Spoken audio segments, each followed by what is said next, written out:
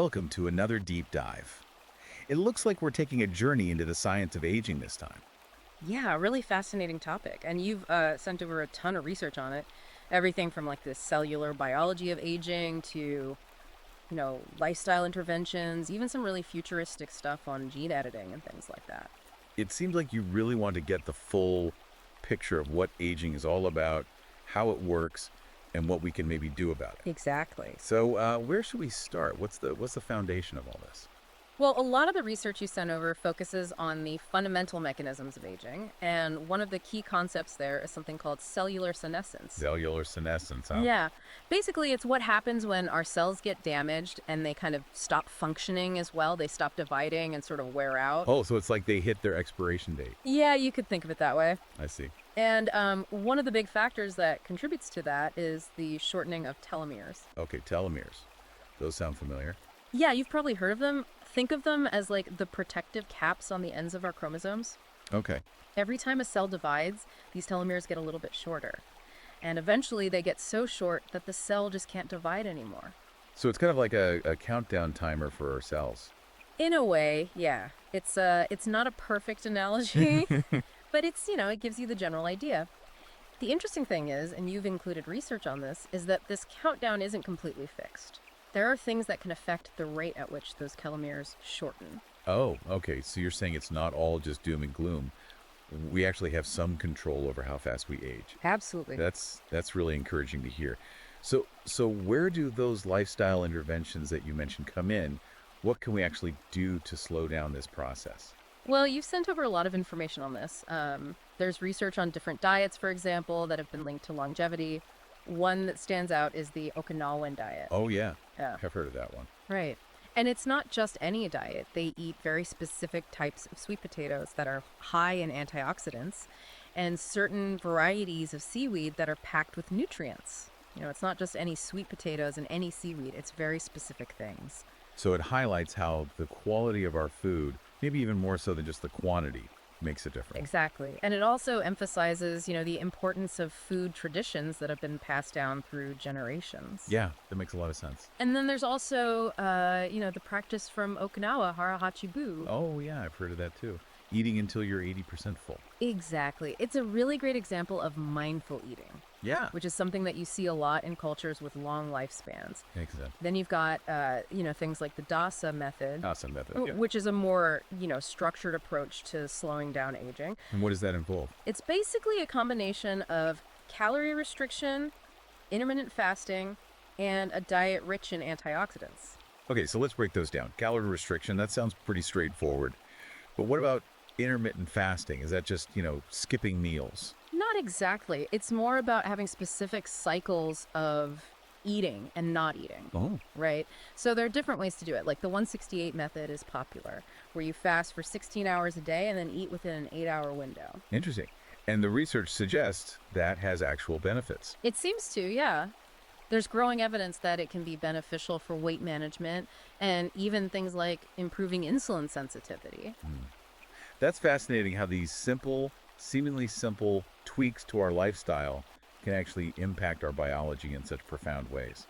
But let's not forget exercise, right? You sent a ton of studies on that. Absolutely. Exercise is crucial for healthy aging. It's not just about running marathons or anything extreme, right? Right.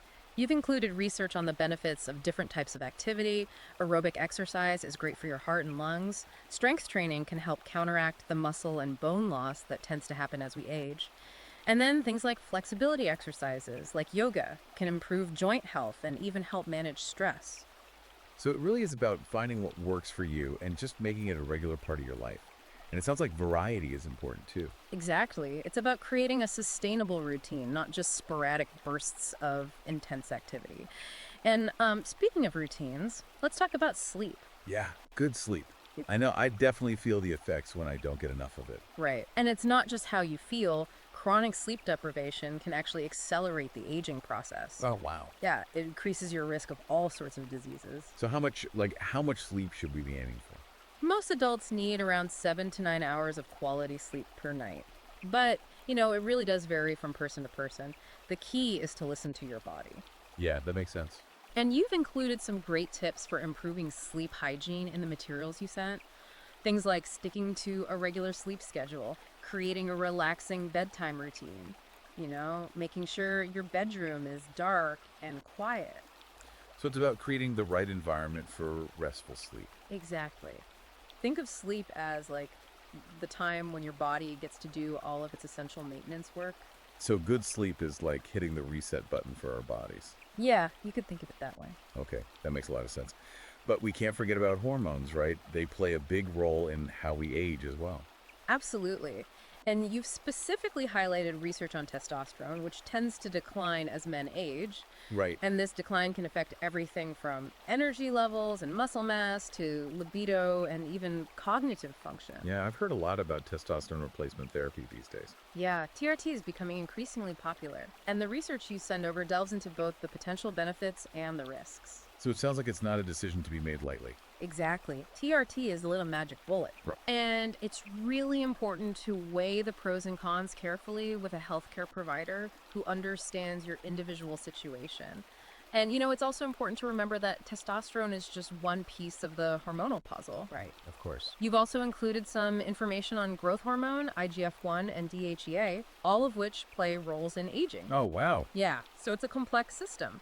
But understanding how these hormones change as we age can give us insights into, potential interventions to support healthy aging. So hormones are a powerful force that we need to understand better if we really want to age well.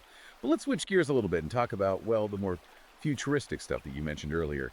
You've included some mind-blowing material on telomere therapy and gene editing. Yeah, this is where things get really interesting. Telomere therapy is essentially the goal is to manipulate those protective caps on our chromosomes, those telomeres we were talking about. And the idea is that, by manipulating those, you could potentially slow down or even reverse cellular aging. And then there's gene editing with tools like CRISPR, which could actually allow us to target specific genes that are associated with age-related diseases.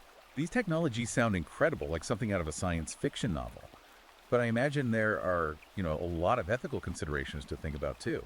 Absolutely. These are powerful technologies, and they raise a lot of complex questions about, what it means to manipulate the very fabric of life. You've included some really thought-provoking articles in the research that explore these issues in depth. It's almost like a philosophical question, isn't it? If we could significantly extend human lifespan, what would that mean for our societies, our economies, even our personal relationships? Would it change how we view life and death? Those are questions that we're going to have to grapple with as these technologies continue to advance. It's not just about living longer. It's about, living well and making sure that those extra years are actually filled with quality and purpose. Exactly. Which brings us back to the importance of all these foundational lifestyle factors that we were talking about earlier, right? Even with all the technological advancements, a healthy lifestyle is still crucial. Absolutely. No matter how advanced science gets, you can't ignore the basics. A balanced diet, regular exercise, stress management, quality sleep. These are the cornerstones of healthy aging. So it's like building a strong foundation for a house. Exactly. Okay, I like that analogy. Mm-hmm. So let's dig a little deeper into the role of nutrition in aging. I'm really intrigued by the idea of, the longevity diet that you mentioned. Yeah. So when we talk about the longevity diet, it's not really one specific diet. It's more of an umbrella term that covers different eating patterns that seem to promote longevity. And one of the common threads you'll see in a lot of these approaches is the idea of calorie restriction. Okay, calorie restriction. I remember reading about some pretty fascinating studies on calorie restriction in animals. And it seems to extend their lifespan in many cases. But I'm curious, about its effects on humans. Is it safe? Is it effective? Yeah, that's a great question. And the research on humans is still ongoing, so it's really important to approach calorie restriction with caution. It's something you should definitely discuss with your doctor or a registered dietitian before trying it out. That makes sense. But, a related concept that's gaining a lot of popularity is intermittent fasting, which we talked about a little earlier. Okay. And the book, Aging, Science, Solutions, and the Future, which you sent over, it delves into different methods of intermittent fasting, Right. like the 16-8 method that we were talking about, and it explores the potential benefits in detail. Correct. It's definitely worth checking out if you're interested in learning more about that. I'm also curious about some of the specific nutrients that you highlighted. You mentioned vitamin D, magnesium, and resveratrol. What makes these so important for aging? Well, each one plays a different role. Vitamin D is really crucial for bone health. It helps with immune function and even mood regulation. And then magnesium is involved in literally hundreds of processes in the body. Wow. Everything from muscle function and blood sugar control to nerve function. And then you've got resveratrol, which is found in things like red wine and grapes. It's gotten a lot of attention for its potential effects on cellular health and longevity. Wait, so does that mean my nightly glass of red wine is contributing to my longevity? Well, not quite. The research on resveratrol is still pretty preliminary, and the amount that you get in wine is relatively small. Okay. But it does highlight how specific nutrients can play a role in the aging process. That makes it. It's about the bigger picture. Yeah. Not just relying on any single magic ingredient. Exactly. And speaking of the bigger picture, let's talk about exercise. Yes, exercise. Always important. So we know that regular physical activity can help us combat age-related decline, but can you get into specifics? Like what type of exercise is best? Well, you've sent over some fantastic research on this, showcasing how exercise benefits virtually every system in the body, from our cardiovascular system to our immune system and even our brain. It's really remarkable. Yeah, it's not just about living longer. It's about, maintaining our physical function and independence as we age. Exactly. You don't want to be limited in what you can do as you get older. Absolutely. And the book does a great job of explaining the benefits of different types of exercise. Aerobic exercise strengthens your heart and lungs. Strength training helps to maintain muscle mass and bone density. And then you've got flexibility exercises like yoga, which can keep you limber and agile. So, yet again, variety seems to be key. Yes, it is. And remember, consistency is key.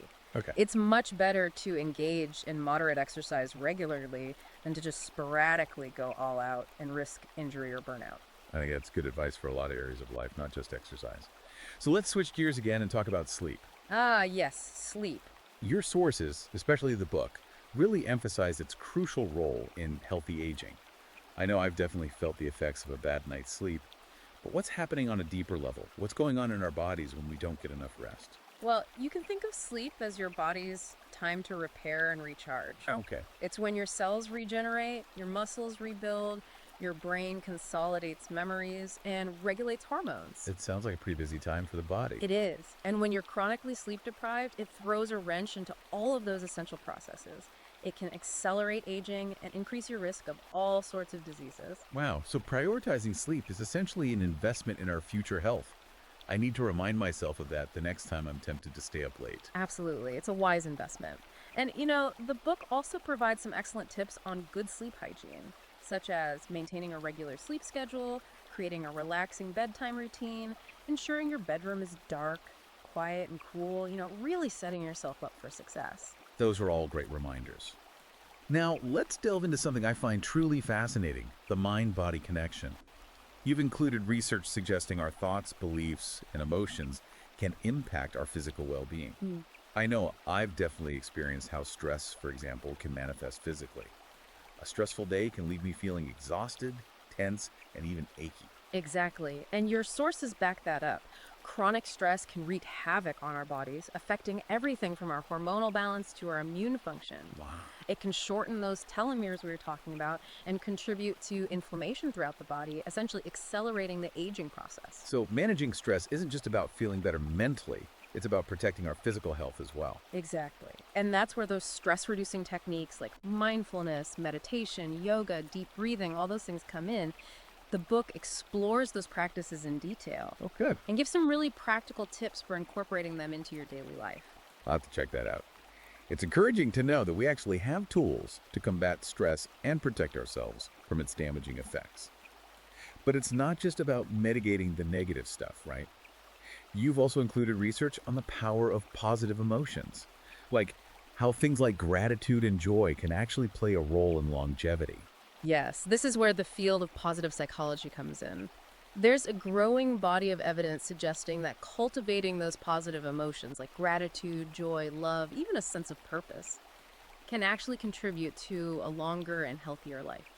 That's fascinating. So our mindset and outlook on life can actually influence how we age. It seems so. The book delves into some really fascinating research on how purpose in life and strong social connections are linked to longevity. So it's not just about the length of your life, but about the quality of your experiences. Take a step. That's really inspiring. It makes you want to cultivate those positive emotions and really nurture those meaningful relationships in your life. Yeah. And let's talk about the gut microbiome, which you described earlier as this internal ecosystem. Yeah? What's its connection to aging? Right. So the gut microbiome, it's this complex community of trillions of bacteria that live in our digestive tract. Trillions. And as we age, the composition of this community can shift, which can impact our overall health in a lot of different ways. Okay, so maintaining a healthy gut becomes even more crucial as we get older. Absolutely. A balanced gut microbiome is essential for proper digestion and nutrient absorption, immune function, even brain health. Wow. And all of those functions can become more vulnerable as we age. That makes sense. The book actually provides some great tips for nurturing your gut microbiome as you get older. Oh, great. I'm all ears. What can we do to keep those good gut bacteria happy and thriving? Well, a diet rich in fiber is crucial Okay, fiber got it. because it provides food for those beneficial bacteria. That makes sense. Also, incorporating fermented foods like yogurt, sauerkraut, kimchi, things like that can be helpful. Yeah, I love those. And then you might also consider probiotics and prebiotics. Right. Probiotics are the good bacteria themselves, and prebiotics are the food that helps those good bacteria thrive. Exactly. It's all about creating that balance and diversity in your gut. It's like creating a flourishing garden in your gut. I like that analogy. Speaking of flourishing, let's revisit those incredible energy producers within our cells that we touched upon earlier, the mitochondria. You mentioned how they're impacted by oxidative stress. Right. And, you described oxidative stress as a sort of wear and tear on our cells, which is a good way to think about it. All right. It's a natural process, but it can definitely speed up aging and contribute to various diseases. So protecting our mitochondria becomes even more crucial as we age. Absolutely. And luckily, there are some really effective strategies for doing that. The book highlights the importance of a diet rich in antioxidants. Right. Antioxidants, those fight those harmful molecules, right? Exactly. And you can find antioxidants in colorful fruits and vegetables and spices. So eating the rainbow is beneficial on multiple levels. You got it. And exercise is important too. Regular physical activity has been shown to actually boost mitochondrial function, improve antioxidant defenses, and reduce inflammation. It seems like exercise really is a recurring theme when it comes to healthy aging. It is. And it makes sense when you think about it. When we move our bodies, we're stimulating ourselves, improving circulation, and supporting all sorts of bodily function. Well, I'm convinced. Exercise is key. Now, let's move on to another fascinating cellular process highlighted in the book. Autophagy. Ah, yes, autophagy. I've heard the term before, but to be honest, I'm not entirely sure what it entails. So autophagy is essentially your body's internal recycling system. Okay. It's the process by which cells break down and reuse damaged or dysfunctional components. Oh, that's interesting. So it's like our cells have their own built-in cleanup crew. You could say that.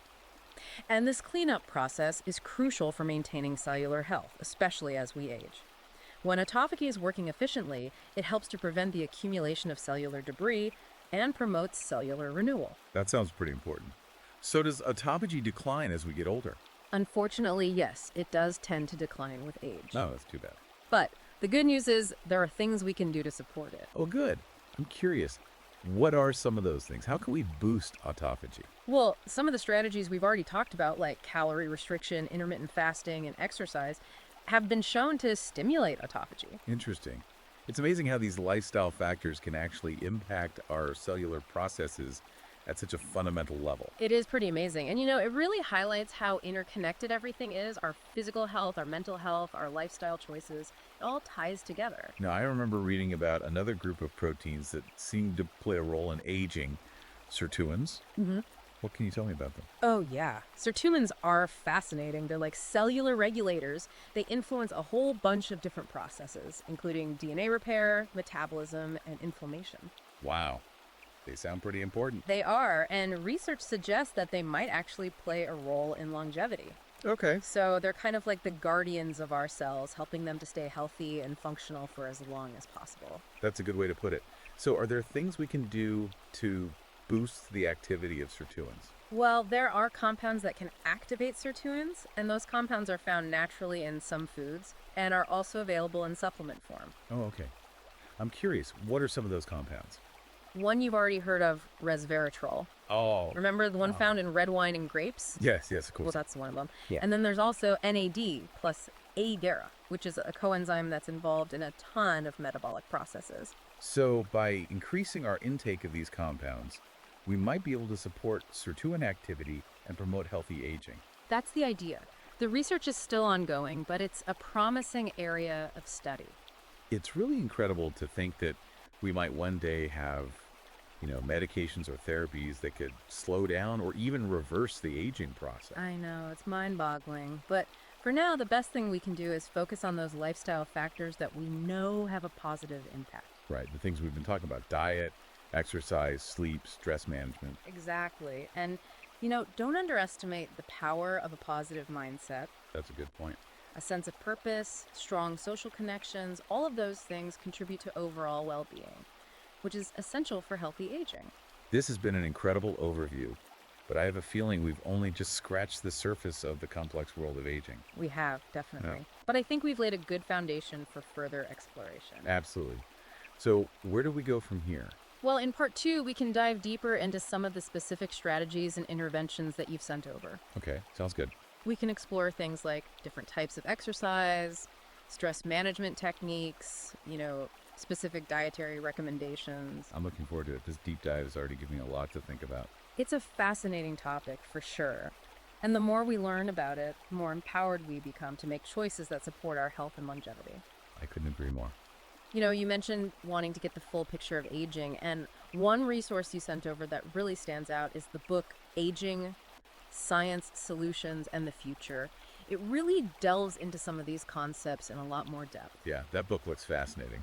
I'm especially interested in the sections on those cutting-edge technologies we were talking about, like the telomere therapy and gene editing. Yeah, those are really pushing the boundaries of what we thought was possible. The idea that we might actually be able to, manipulate our genes to slow down or even reverse aging is just mind-boggling. It really is. And the book does a great job of explaining how these technologies work, the potential they hold for extending both lifespan and health span. But as you mentioned before, there are some pretty significant ethical and societal implications to consider as well. It's almost like a philosophical question, isn't it? Yeah. If we could significantly extend human lifespan, what would that mean for our societies, for our economies, Yeah. even for our personal relationships? Would it change how we view life and death? I mean, it's a lot to think about. It is. It's a lot to unpack. And those are questions that we're going to have to grapple with as these technologies continue to advance. Yeah, it's not just about living longer, it's about living well, right? Right. And making sure that those extra years are actually filled with quality and purpose. Exactly. Which brings us back to the importance of those, foundational lifestyle factors that we were discussing earlier. The healthy lifestyle is still crucial, even with all these technological advancements on the horizon. Absolutely. You can't just rely on technology to solve everything. Right. No matter how advanced science gets, you can't ignore the basics. Okay, so let's talk about those basics a little bit more. Yeah. What are some of the key things that people can do to, set themselves up for success when it comes to healthy aging? Well, the book really hammers home the point that, a balanced diet, regular exercise, stress management, quality sleep. Those are the cornerstone. Those are the non-negotiables. Exactly. They're really the foundation for everything else. Okay, so let's dig a little deeper into nutrition then. You mentioned the concept of a longevity diet earlier. Right. Can you elaborate on that a bit more? Sure. So when we talk about a longevity diet, it's not one specific diet. It's more of an umbrella term. Right. That covers different eating patterns that seem to, promote longevity, promote healthy aging. Okay. And one of the common threads that you'll see in a lot of these approaches is the idea of calorie restriction. Right, calorie restriction. We talked about that a little bit earlier. I remember reading about those studies in animals where restricting calories seem to extend their lifespans quite significantly. Yeah. But I'm curious, is it safe for humans? Is it effective? I mean, what's the deal with calorie restriction for people? Yeah, that's a great question. And the research on humans is still ongoing. Okay. So it's definitely something that you would want to approach with caution. Right.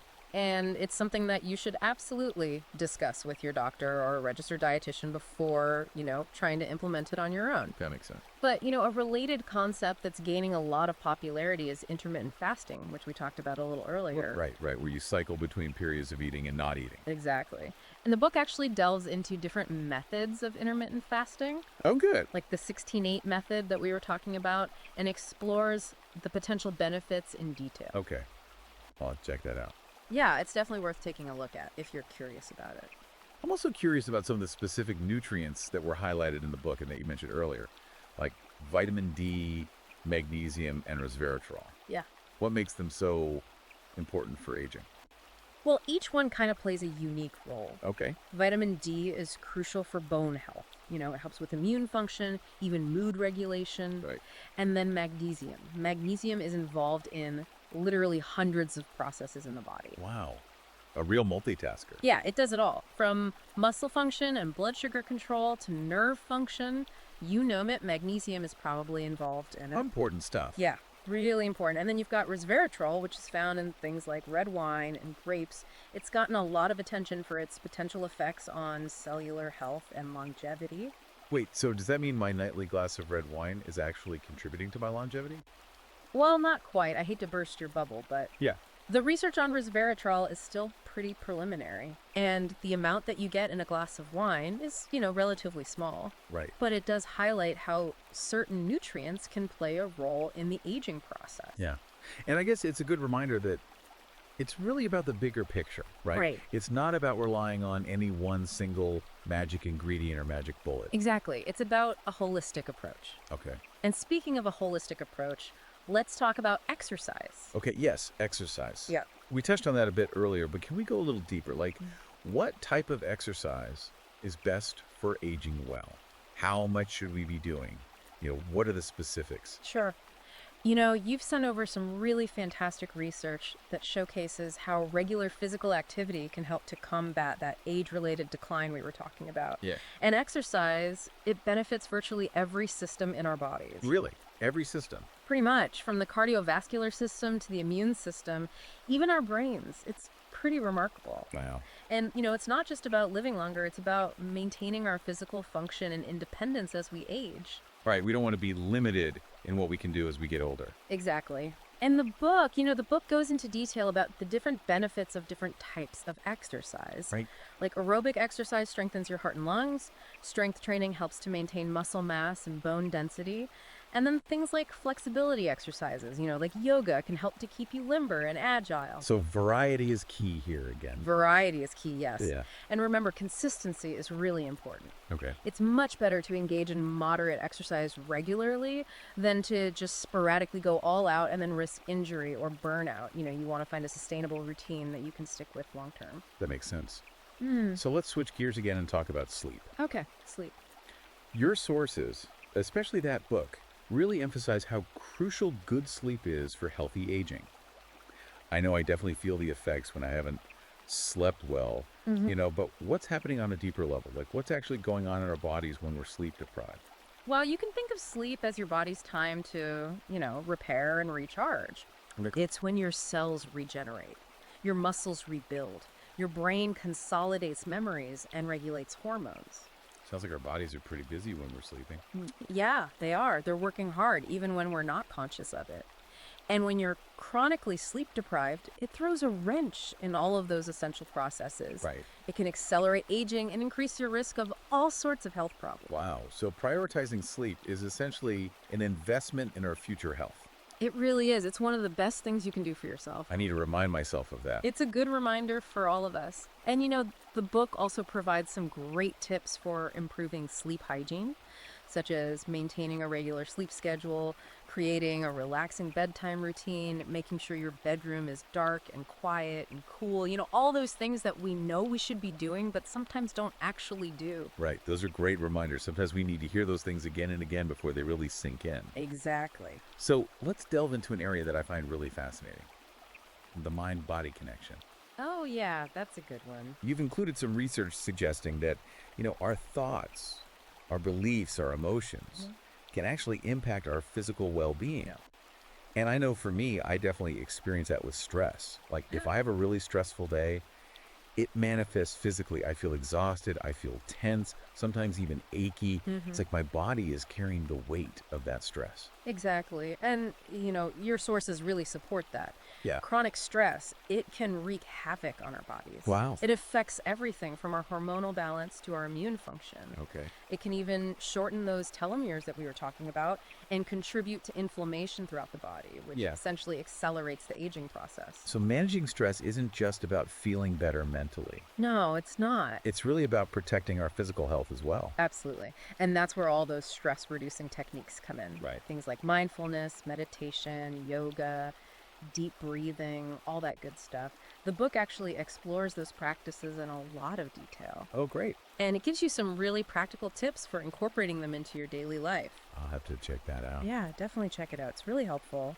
And it's encouraging to know that, we're not powerless against stress. Right. We have tools that we can use to manage it and to protect ourselves from its damaging effects. Absolutely. But it's not just about mitigating the negative stuff, right? Right.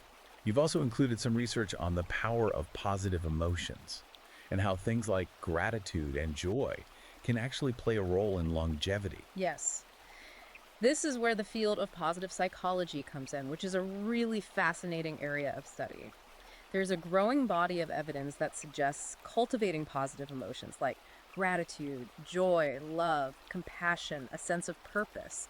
All of those things can contribute to a longer and healthier life. So our mindset and outlook on life can actually influence how we age. It really seems that way. The book delves into some fascinating research that shows how purpose in life and strong social connections are linked to longevity. So it's not just about the length of your life, but about the quality of your experiences. Exactly. And it's never too late to start cultivating those positive emotions and nurturing those meaningful relationships in your life. That's inspiring. Now, let's talk about the gut microbiome. Okay, yes, the gut microbiome. You described it earlier as this internal ecosystem. I'm curious to learn more about its connection to aging. Right, so the gut microbiome is this complex community of trillions of bacteria that live in our digestive tract. Trillions. That's just incredible to think about. I know, it's mind-boggling. And as we age, the composition of this community can shift, which can impact our overall health in a lot of ways. So maintaining a healthy gut becomes even more crucial as we get older. Absolutely. A balanced gut microbiome is essential for proper digestion, nutrient absorption, immune function, even brain health. Wow. And all of those functions can become a bit more vulnerable as we age. Okay, that makes sense. So what can we do to nurture our gut microbiome as we get older? Well, the book has some great tips for that. A diet rich in fiber is crucial because it provides food for those beneficial bacteria. Okay, fiber. Got it. And incorporating fermented foods like yogurt, sauerkraut, kimchi, all those delicious things can also be helpful. Oh yeah, I love those. Me too. And then you might also consider taking probiotics or prebiotics. Right. Probiotics are the good bacteria themselves, and prebiotics are the food that helps those good bacteria to thrive. You got it. It's all about creating that balance and diversity in your gut. It's like creating a flourishing garden, but in your gut this time. I love that analogy. Speaking of flourishing, let's revisit those incredible energy producers in our cells that we were talking about, the mitochondria. You were saying how they're impacted by oxidative stress. Right. And, you described oxidative stress as a sort of wear and tear on our cells. Right. Which is a really good way to think about it. It's a natural process, but it can definitely speed up aging and contribute to various diseases. So protecting our mitochondria is something that becomes even more important as we age. Absolutely. And luckily, there are some really effective strategies for doing that. Okay, good. I'm all ears. The book highlights the importance of a diet rich in antioxidants because those can neutralize the harmful molecules that contribute to oxidative stress. Right, antioxidants.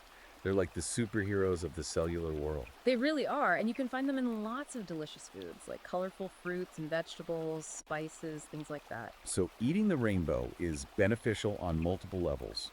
It's good for our overall health, and it helps to protect our mitochondria. Win-win. You got it. And exercise is important too. Of course, exercise. It always comes back to exercise. It does, doesn't it? Yeah. Regular physical activity has actually been shown to boost mitochondrial function, improve those antioxidant defenses we were talking about, and even reduce inflammation. Okay, so it seems like exercise is just a good all-around strategy for healthy aging. It really is. And it makes sense when you think about it, right? When we move our bodies, we're stimulating our cells, improving circulation, and supporting all sorts of bodily functions. It's like we're giving our bodies a tune-up. Exactly. Now, let's move on to another fascinating cellular process that's highlighted in the book. This one's called autophagy. Ah, yes, autophagy. I've heard the term before, but I'll be honest, I'm not really sure what it is or what it entails. Can you break it down for me? Sure. So, autophagy is essentially your body's internal recycling system. Yeah. It's the process by which cells break down and reuse damaged or dysfunctional components. Oh, interesting. So it's like our cells have their own built-in cleanup crew. Exactly. They're constantly cleaning house and getting rid of all the junk.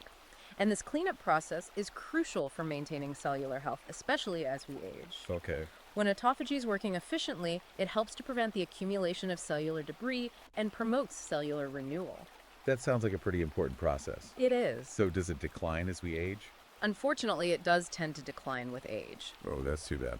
But the good news is there are things we can do to support it. Oh, good. I was hoping you were going to say that. So Yeah.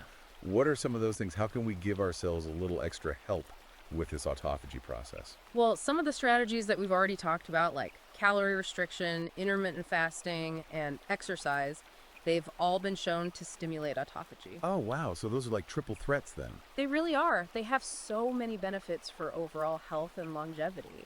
It's amazing how these lifestyle factors can impact our cellular processes at such a fundamental level. It is amazing. And, it really highlights how interconnected everything is.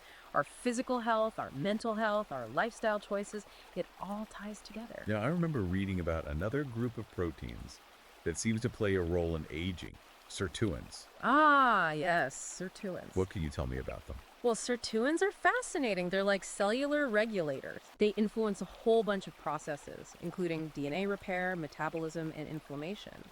And research suggests that they might actually play a role in longevity. Wow, they sound pretty important. So are they like the guardians of our cells, helping them to stay healthy and functional for as long as possible? That's a great way to put it. So is there anything we can do to, boost the activity of sirtuins? There are. There are compounds that can activate sirtuins, and some of those are found naturally in foods, Okay. and others are available in supplement form. Oh, okay. So what are some of those compounds? I'm curious. Well, one you've already heard of, resveratrol. Resveratrol. Remember, the one found in red wine and grapes. Yes, of course. There's one of them.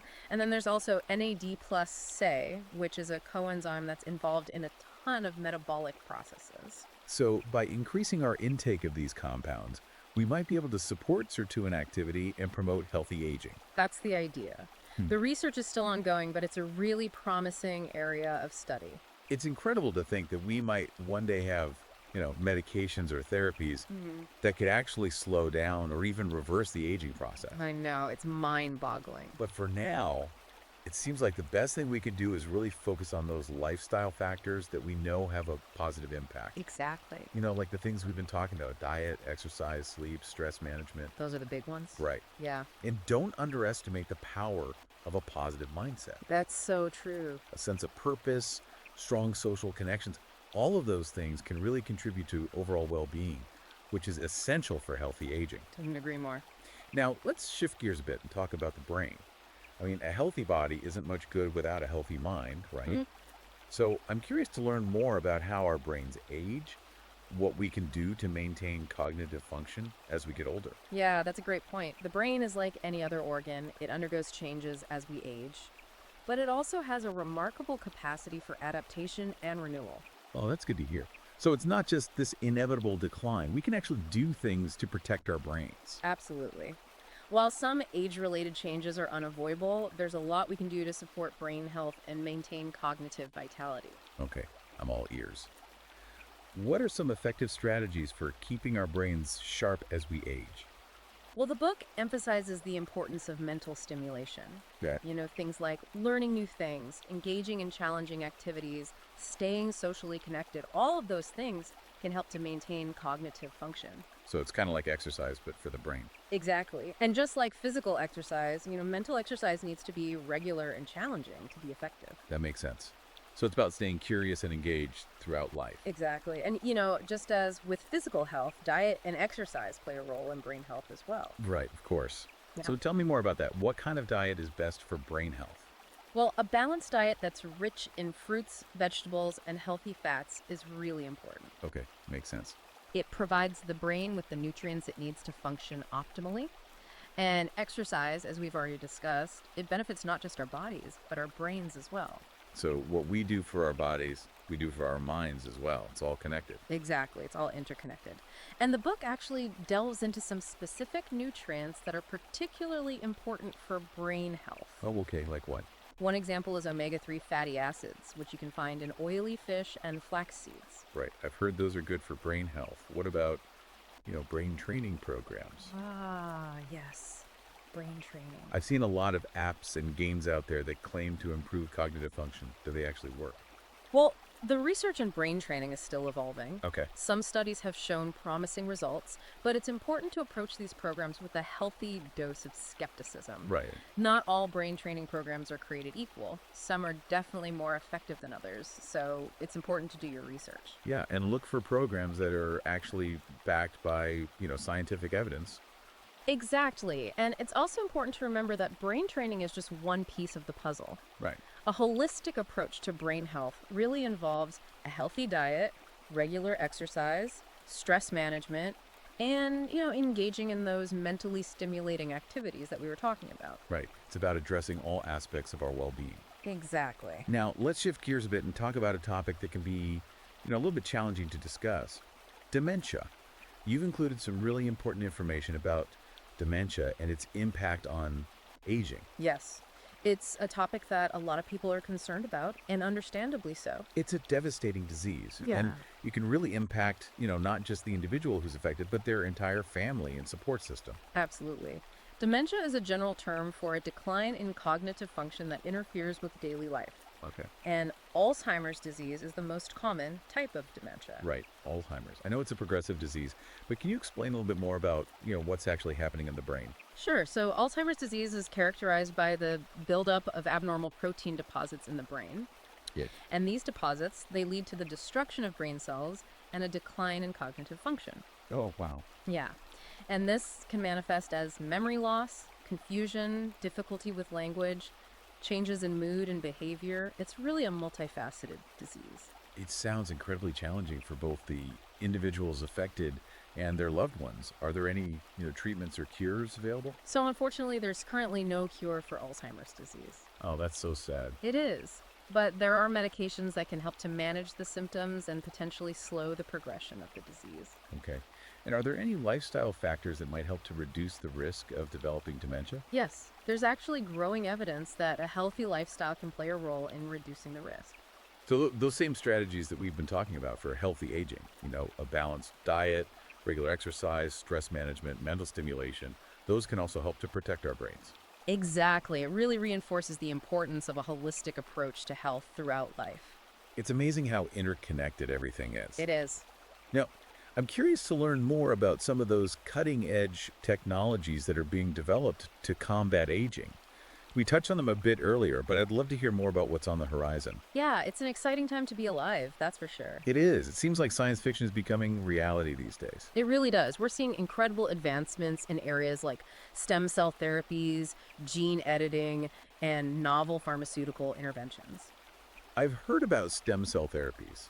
Can you explain a little bit more about how they might be used to combat aging? Sure. So stem cells are essentially the body's master cells. Okay. They have the potential to develop into different cell types. Oh, wow. So stem cell therapies aim to, utilize that potential to replace damaged or dysfunctional cells in the body. So theoretically, we could replace our worn-out cells with healthy new ones.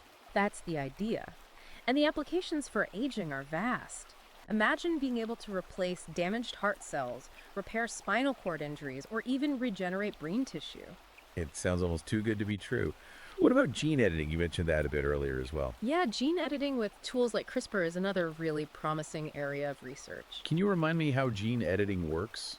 I know it's about manipulating genes, but I'm a little fuzzy on the details. Sure. So essentially, gene editing allows us to precisely target and modify specific genes within our DNA. So we could potentially, edit out genes that contribute to aging or disease. That's the goal. The possibilities are really mind-blowing, but it's crucial to proceed with caution and to really consider the ethical implications of this technology. Right. I imagine there are a lot of ethical questions swirling around gene editing. I mean, we're talking about manipulating the very blueprint of life here.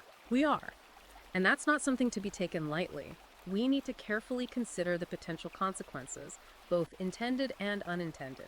It's a powerful tool, and we need to make sure we're using it responsibly. I couldn't agree more. It seems like with these advanced technologies, we're really entering uncharted territory. We are, and it's essential to have open and honest conversations about the ethical and societal implications of these powerful tools. Absolutely. So, besides stem cell therapies and gene editing, what other advancements are on the horizon? You mentioned novel pharmaceutical interventions as well. Yes. Researchers are developing new drugs that actually aim to target the underlying mechanisms of aging at a cellular level. So, instead of just treating the symptoms of age related diseases, these drugs would actually address the root causes of aging itself. That's the hope. There are some really exciting developments in this area, with drugs being tested that target specific pathways involved in things like cellular senescence, inflammation, and oxidative stress. It's incredible to think that we might one day have medications that could actually slow down or even reverse the aging process. It seems like we're on the verge of a real paradigm shift in how we approach aging. It really does feel that way, and it highlights the importance of staying informed and engaged with these advancements as they continue to unfold. Absolutely. Yeah. I'm definitely feeling a renewed sense of curiosity about the future of aging. That's great. It's an exciting time to be alive, with so much potential to unlock the secrets of longevity and enhance the quality of our later years. It's really inspiring to think about shifting that narrative, from aging as decline to aging as continued growth and contribution. But how do we actually make that shift happen? Is it more about individual mindset, or does it require broader societal changes? Yeah, that's a good question. I mean, it seems like it would have to be both, right? It probably is a bit of both. We need to, challenge our own internalized beliefs about aging and embrace the idea that getting older can actually be a time of, immense personal growth and fulfillment. But we also need to advocate for those systemic changes that can create a more age-friendly society. So what kind of changes are we talking about? Things like, accessible transportation, Yeah. affordable housing, healthcare systems that are really designed to cater to the unique needs of older adults. And, creating more opportunities for intergenerational connection and learning. Yeah, that's a great point. Imagine a world where older adults are seen as, valuable assets to their communities rather than burdens. That's a really powerful vision. It seems like, we need to kind of reframe our entire understanding of aging, both individually and collectively. We do. But that's a big task. Where do we even begin? Well, I think you can start by, just questioning the assumptions that you hold about aging. Okay. Challenge those stereotypes that you encounter. Engage in conversations with people from different generations. Educate yourself about the realities of aging, both the challenges and the opportunities. Yeah, those are great practical steps. It's about being proactive, right? And changing the conversation around aging. But I'm also curious about, the role of technology in all of this. Can technology help us to age better? Or does it kind of risk exacerbating some of the challenges that we've talked about? Well, technology is definitely a double-edged sword. Yeah. On the one hand, it can empower us to live healthier, more connected, more fulfilling lives as we age. Right. Think of things like telemedicine. Yeah, that's a great example. Wearable health trackers, Yeah. social media platforms that allow people to connect across generations. Those are all, potentially really beneficial things. They are. But what about the potential downsides? Well, one of the biggest concerns is the digital divide. Right. Older adults who lack access to technology or the skills to use it effectively, they can become isolated and marginalized. Yeah, that's a point. And then there's also the risk of, ageism being amplified online, where older adults are stereotyped or, just not given the same respect and opportunities as younger people. So it's really about using technology thoughtfully, right? And making sure that it's actually serving to enhance our lives rather than diminish them. Exactly. We need to be mindful of the potential pitfalls while also, embracing the opportunities. And that actually brings us back to one of the key takeaways from all the sources that you've shared. Aging is not a one-size-fits-all experience. Yeah, that's so important to remember. We've talked about so many different factors that influence how we age, from genetics and lifestyle to mindset and even societal structures. Right, and there's no single right way to age. Right. What works for one person might not work for another. So it's really about, finding what feels right for you, what aligns with your values and your goals, and allows you to live a life of meaning and purpose. That's a really empowering message. Yeah. It means we actually have some agency, right? We can shape our own aging journey. Exactly. And that's what makes this whole exploration of aging so fascinating. It's not about, finding a magic bullet or a fountain of youth. It's about understanding the complexities and embracing the possibilities. And speaking of possibility, you mentioned earlier, there was a really provocative thought from the sources I shared. What if, instead of trying to stop or reverse aging, we focused on maximizing what's called our health span? Yeah, that's a really interesting idea. It's a paradigm shift that's gaining traction in the field of aging research. Okay. Instead of obsessing over lifespan, the sheer number of years that we live, what if we prioritized health span?